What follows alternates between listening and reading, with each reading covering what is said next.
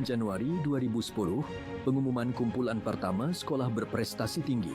Pada hari ini, dalam tahun 2010, kumpulan pertama sekolah berprestasi tinggi, SBT, diumumkan oleh Kementerian Pelajaran, KPM, dalam satu sidang media yang diadakan di KPM, Putrajaya.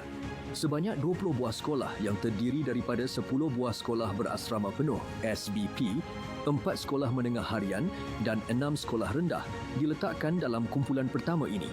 Menurut Garis Panduan Pelaksanaan Sekolah Berprestasi Tinggi, SBT didefinisikan sebagai sekolah yang mempunyai identiti tersendiri dan unik serta menyerlah dalam semua aspek pendidikan.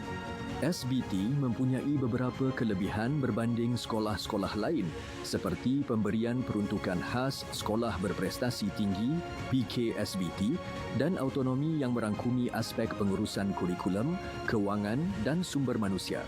Antara sekolah yang tergolong dalam kelompok pertama SBT ini ialah Sekolah Tun Fatimah, Sekolah Menengah Kebangsaan Aminuddin Baki dan Sekolah Kebangsaan Bandar Baru Uda II.